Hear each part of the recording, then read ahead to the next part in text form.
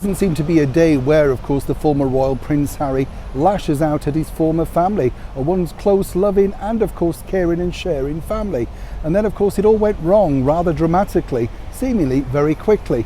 Many people say when he became a married man, things dramatically changed and he re-evaluated his own life, deciding a path what he wished to do rather than one that he thought was designated for him.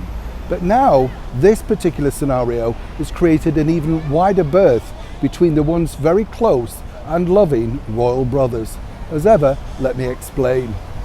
Hi, good morning, Neil Sean here in the very heart of London. Thank you so much for joining me today. Nice to have your company. Well, as we all now know, Prince Harry's decided upon that release date and the book is looming.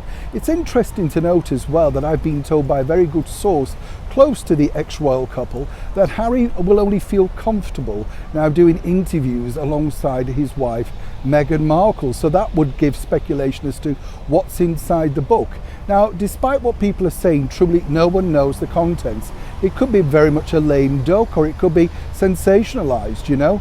As I've said before, the bigger problem now for the former royal known as Prince Harry is this: that particular world is being scooped up, dissected and expertly revealed by the likes of the celebrated author Tom Bower and indeed the Times author Valentine Lowe with his book Courtiers and Revenge respectively. So of course, unless Harry takes to task some of the bigger issues that are being doctored and detailed so expertly in those books, really this could be a bit of a damp squib. But more importantly, you know, and this is the bigger problem, it's a rather cruel jibe against his one close brother, of course, His Royal Highness the Prince of Wales. Just the title, Spare.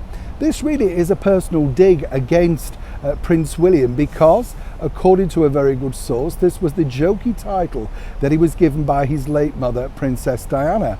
Perhaps rather, you know, not a wise move now when you think about it all these years on.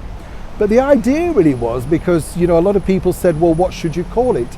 Now, Prince Harry, and as ever we have to say allegedly, refuted claims to simply call it My Autobiography or My Story. He wanted something hard-hitting, controversial, and more importantly, headline-grabbing.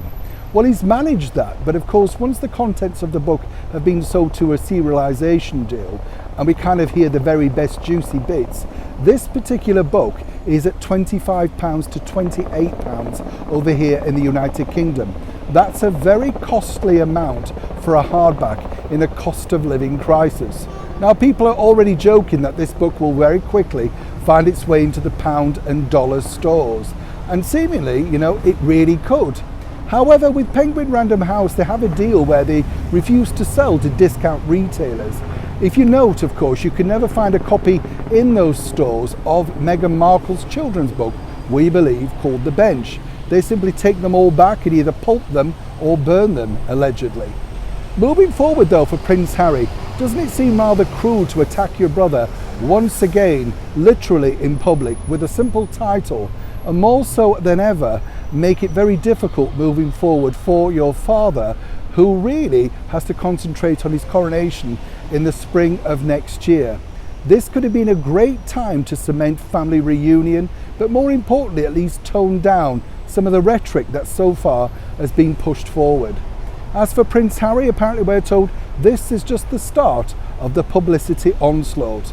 Perhaps he has more in mind to push it even further, but according to very close sources, Prince Harry really wants to make the book a success, and more importantly, so do Penguin Random House. After all, they paid heavily for it. Neil Sean in the very heart of London.